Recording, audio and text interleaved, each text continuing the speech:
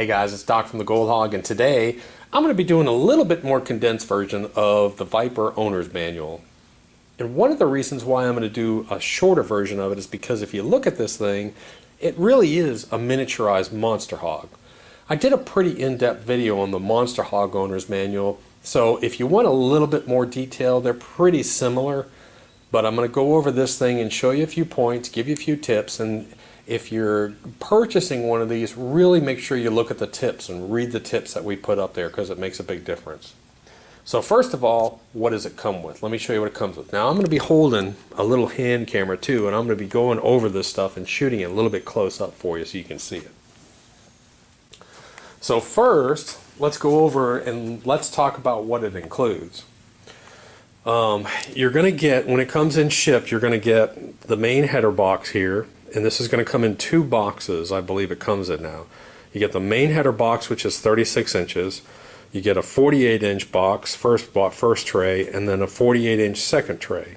And you'll notice that the inside, the first tray, fits inside the second tray. So the header box is a quarter of an inch narrower than the first tray, and that tray is a quarter of an inch narrower than the second tray.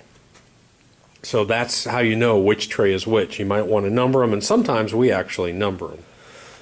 But it'll come with, you'll have your main post header leg up here, which is about 24, another leg down here, which is 24, and then these, which run about 38 inches.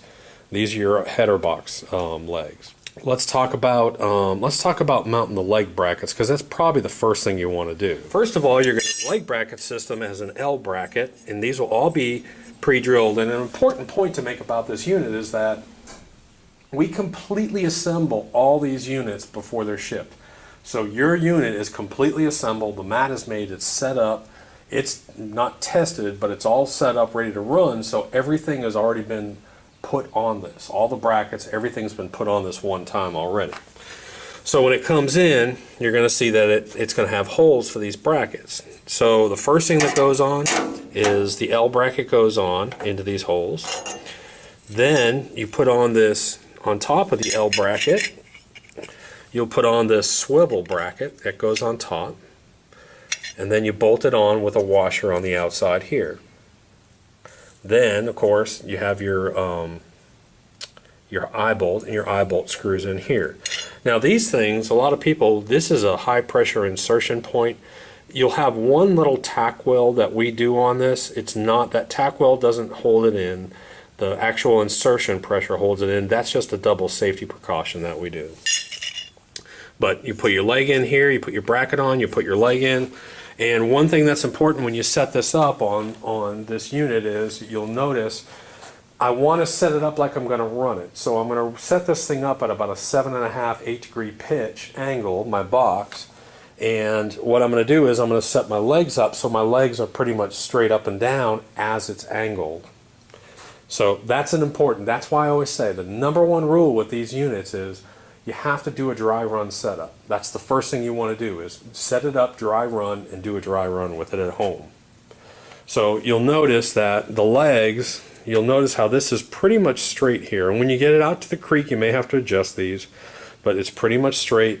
This, it's not straight, so I would straighten that leg out and get these legs pretty straight while it's pitched down at about 8 degrees. Now, so you have a one leg system here, one leg system here, and then a leg system up here at the box. Now, you also have, you'll notice that this bracket, I like to show you, is upside down. There's probably a better way to shoot this. But this leg bracket here is actually upside down. And what this is this is a safety bracket. So you have your main bracket to your header box here, then we have a safety bracket upside down. And when you're adjusting this box, don't forget to adjust both of these. You have to drop this down, adjust your box, then move it back up. So this one slides up and down. That slides up and down. It's just a double safety precaution. This box can get heavy. I mean, if you're dumping 40 pounds of dirt plus the water in here, we want to make sure that it's safe. Now the other thing to note is we used to use 2x4s as sort of a safety brace in case this box were to fall Or while you're transporting it, if you want to rest this, instead of having this rest metal to metal, you can let it rest on this piece of PVC. We're now starting to use PVC because the wood ends would just sort of shatter out. I like the PVC better. So now you've got the unit set up. There's going to be 4 bolt system here. It might be a little bit tight. You need to wiggle this when you put these on. So you have 4 bolts and screws that go into here. And of course, when you attach your header box, you're going to have a lock washer. You're going to put a bolt into here, and it has 1 lock washer. And that's how the box attaches, and that's it. You're just going to, and these can be pretty tight. You can tighten them up hand tight. And now I've got my unit pretty much all assembled as far as the structure of it. So I've got my header box on, bolted to my first one. I leave it like this. I let this box rest down on top of this. I might take off this second tray for transport. So now I've got my unit pretty much set up. The main, let's say I've got my 2 boxes, 2 sluices attached, and I've got my header box attached, and I've got all my legs on. So now I'm going to look at the Grizzly. And the Grizzly system is pretty simple in this. There's going to be 2 screws that you'll see right here and right here. And this is an adjustable Grizzly system if you want to move it up and down. But it's going to come with, let me loosen these up. This bar, this Grizzly system will slide up and down. And of course I like to have it almost all the way down when I'm running. And there's a square bar here that you're going to line up, and you're going to put those screws through this square bar. Okay? Now I want you to look at how this is. This system, the bars are up against the box here, and then I'm going to put my square tube up and attach it up through here. So that's how this system runs. Now sometimes I leave mine a little bit loose, and it'll sit there and it'll rattle a little bit. I don't like to have it too loose, so I just sort of just hand tighten it, get it up kind of hand tight. And I leave it a little bit loose, not too much. The other thing is if you ever have to, if these bars ever get misaligned, because they're aluminum, you can bend them a little bit and realign them. But this is half the weight of a metal Grizzly system, which is real nice. So now I've got my Grizzly bars on there, and when I'm transporting, I leave this on. Again, I drop this header box down and let it rest on this PVC. So let me talk about the plumbing system real quick. So the plumbing system, you'll notice that it's a 2-inch over here, and remember, this is a female setting in here, so whatever you're going to put in here has to be a male. You may have to get an adapter, depending on your hoses. It's going to come up here, you're going to have a rubber gasket piece that holds this kind of firm. You want it pretty firm. It's going to come up, reduced to a 1.5, and then it has these elbows. Now you'll notice on the Viper, we don't put any spray washers in here. We let it open because there's enough pressure. Now what you're going to want to do is you're going to want to have these spray bars pointed about here on your box. So you'll adjust these down and you point them right about here, and then you'll tighten these screws down once you adjust these heads, and you'll change this.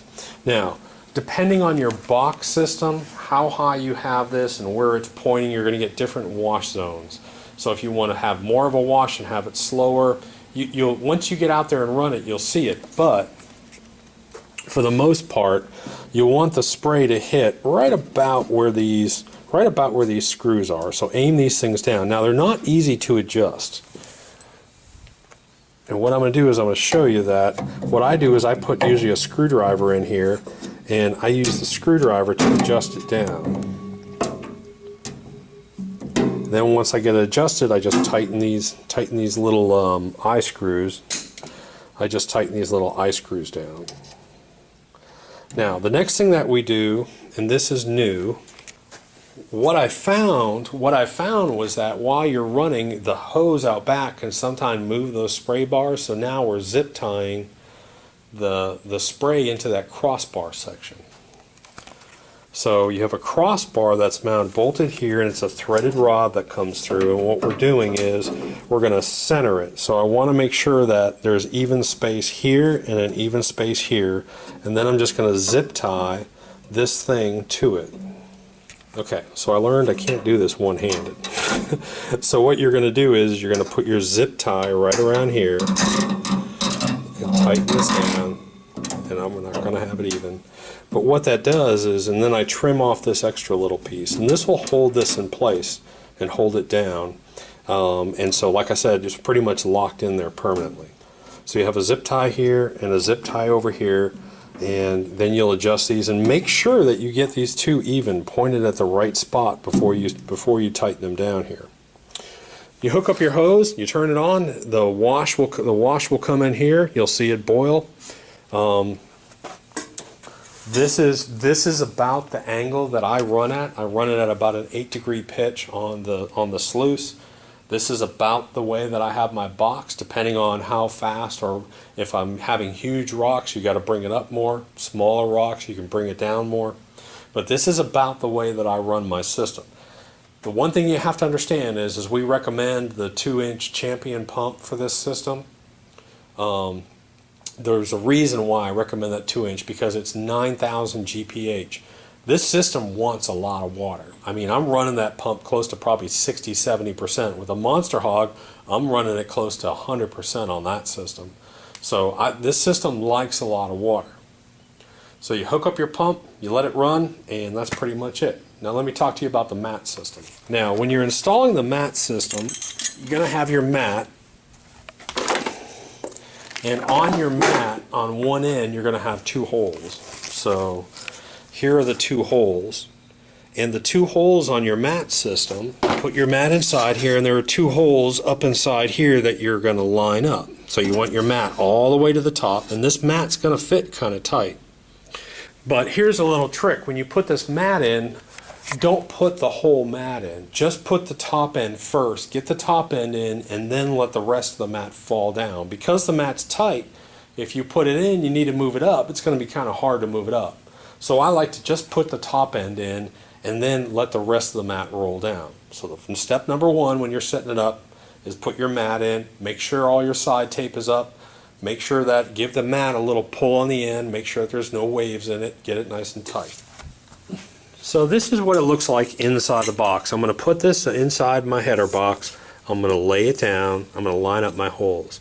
The next thing I'm going to do is I'm going to take my moss, and I'm going to line up my moss with those holes. Then what I'm going to do is I'm going to take this bar, this install bar, and this bar goes under here, and you have wing nuts that go all the way through the box, and that's how it attaches. So that's how it attaches, and that's how it looks inside.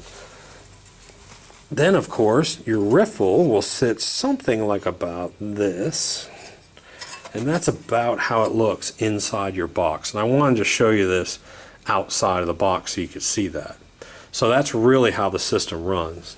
You have this dampener mat that'll just sort of just flap, a little piece of rib carpeting, which we like, and the mat system will come down, and it's all varying, it's all custom made for your individual sluice. Now your reverse ramp riffle is this thing here, and it goes in opposite of what you think probably, but it's not too complicated. You're going to see 2 holes here on the side, and that's where it lines up. So if you'll notice, I'm putting it in like this with the flapper on the tail end. I just slide it in through here, through the top, and then line up these holes. Then there are 2 screws that go in here.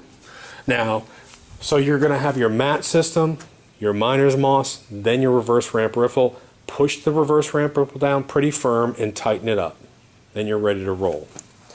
So this is what it looks like. You'll have your mat, your miner's moss, your reverse ramp riffle, and you're ready to run as of right now. Just double check, make sure that this is all connected, put your hose on it and run. Now, depending on your pump that you buy, you have to also, of course, you've got your water pump, you've got an intake from the creek that goes to the pump, then your outtake that runs in. You're going to use lay flat hose. Well, this is lay flat hose, and lay flat hose is made so that you can have, this is I think only 25 feet, so you can have 50 or 100 feet of this stuff, and you can transport it very easily. The main thing about lay flat hose is you don't want any kinks in it. So you always have your hose run, get your pump and this set up to the right distance so you don't have kinks and extra hose lying around. Get it nice and flat. Now here's one tip. I always use, let me get it. I always use from my header box, connecting it to the lay flat hose, I always use a piece of 2-inch dredge hose or spa hose, and you can get it anywhere. You can get anything will work, just as long as it's a firm hose. But what I like to do, so you can see this one's kind of dirty, and I've actually got a quick release, which I don't have on here. I put a quick release on here, and then what I'm doing is I put a quick release on here, or you just use a regular screw in. Now I've got this firm hose that goes up to my box. So I've got about 5 feet of that goes from the header box to the lay flat. And the reason why that is because if you have lay flat hose that has to go up to the box, there's a good chance it's going to kink. Now we do not include that with this system. So you want to get, if at all possible, you can try it without it, it works fine, but I prefer to have a piece of 2-inch dredge hose or spa hose or intake hose, pressure, it doesn't matter. Just some kind of firm hose to go from your header box, to go from this header box down to your lay flat hose. One tip is I like to have a digital angle indicator, not a gauge, an actual digital one. And what I'll do is I'll put it on here and I'll make sure that I'm running at 8 degrees. The next thing I always tell people is when you're setting this unit up, always try and set it up on a downhill slope. So if you're at a creek, use the downhill slope on the side. Try not to set it up on flat land. If you set it up on flat land, you're going to have to raise your header box almost a little too high and you'll almost run out of leg. But if you set it on a little bit downward angle, you can lower this thing down and you'll run great. You're already introducing pitch to this thing, so it's nice. Also, if you look at the tips page, one of the tips that I also give is when you set this unit up, you're going to want to set it up a lot lower than a lot of people think. I want to set this up maybe 10 inches, 12 inches off the ground, this back end. I want to get it really low. So set that back end up low. This is going to be your exiting end. Your exiting end, you can see how close I am to the ground down there. Keep it close. Don't worry about it. It'll blow out and it'll actually make a hole down there. But if you're, depending on where you live, whether you have to discharge into a settling pond or a creek or however you do it, it'll blow its own hole. So don't worry about that end. That end won't plug up. It'll just keep pushing material out of the way. But that end's going to be real low to the ground, and you want to start this as low as possible to the ground. Another reason for that is if you start it off low, if you're shoveling into it or bucket feeding into it, the lower the better. And an inch or two may make a big difference in your shoulders and how you're having to feed this thing. So again, because it's a high energy drop system, you're going to want to keep this thing as low as possible to the ground. That's a huge tip, and you'll eventually learn that, but if you watch this and learn it first, it really helps. When you go to do a cleanup, when you do a shutdown, just go ahead and just kill your pump. You're going to release your reverse ramp riffle. So you release your reverse ramp riffle, take that out, let the water, and I release it and just let the water just slowly drain out of there. If you have any big nuggets, a lot of them will be in that area right there. Then once you do that, I sort of let the mat drain a little bit. Sometimes I'll tilt it on its side a little bit. But the best way to get this mat out is to go to the end, and I have this on one of the videos, but I sort of tilt the mat a little bit and give it a little tug. Again, I get one side up a little bit, give it a little tug, and then just bring it down and just roll it. Put a tub under this end of it, roll the mat up, bring the whole mat down. You can leave the miner's moss at the top and dump it in the tug. Reverse roll it, wash it, reverse roll it the other way, wash it, go through it. The razorback's real hard to clean, I'll warn you, that part of this mat, but it's real simple. And you remember, you don't have to get all the gold out of the mat if you're doing multiple shutdowns. If it's stuck in the mat, it's going to stay there. If you can't wash it out, don't worry about it. Don't be too finicky on your cleanups while you're running the system. Reverse roll it, wash it, reverse roll it, wash it, put it back in. If there's gold stuck in there, wait till your last run or wait till you get it home and clean it out. A lot of people say too, how often do you do a clean out? I'd maybe do a clean out really just when we get tired. Maybe you want to break after an hour, hour and a half of running, however you want. That's typically an hour and a half of running is usually when I'll clean out. Can it be converted to a dredge? Yeah, let me show you that real quick. If you're gonna convert this system to a dredge, it's actually pretty easy on this unit, because all you really need is You really just need a 2.5-inch dredge adapter. And the next thing you'll need is just a piece of 2.5-inch, and this is probably about 20 inches long or so, a piece of 2.5-inch hose. And let me show you, it took me a long time to figure out the best way to do this. But what I'm going to do, now I've got a video, I'm not going to spend a lot of time on this because I've got a video showing you how I do this. But basically you remove this plumbing system here, you put in your dredge adapter here, so your dredge adapter is now going to fit through this hole. Then what I do is I take this piece of hose, put it on the dredge adapter. This one's actually too long. But then I put a zip tie. I zip tie this hose right to that threaded bar. So right in here I'll zip tie this hose. And what ends up happening is all of your dredge material comes up here, enters the back of the box up here, crashes in here, comes back down, settles, and actually gets classified out. It's a real nice system. This really works well as a 2.5-inch dredge, and you really want to crank it up. You can run it as fast and as high as you want on this system. But because you're putting it at the back of the box, it all dumps in the back, it settles down, it gets classified, and so you're on a dredge, on a 2.5-inch dredge, you're only running material that's already been classified down to a 1/2 inch or smaller. Real nice system for dredging conversion. The other tip I'm going to give you is that if you're going to run a 2.5-inch dredge, unfortunately, you really need to go with a high pressure pump. We use the North Star 2-inch high pressure pump. It's a clear water pump, which means you have to put a really good screen around it on the intake. It hates sand, it hates gravel, but let me tell you what, you crank that up on a 2.5-inch dredge, you're going to see just stuff. I mean, it'll hurt your hand, it's so powerful. That's a really good pump. A semi-trash pump will go up to a 2-inch dredge. You really need, when you go to 2.5 and above, you really need to go with those high pressure pumps. Now the last question is, if someone said, can you use that pressure pump as while you're running a Highbanker and kill 2 birds with 1 stone? So I tried that a couple of weeks ago, and the answer is yes. That's the good news. That high pressure pump runs about $570.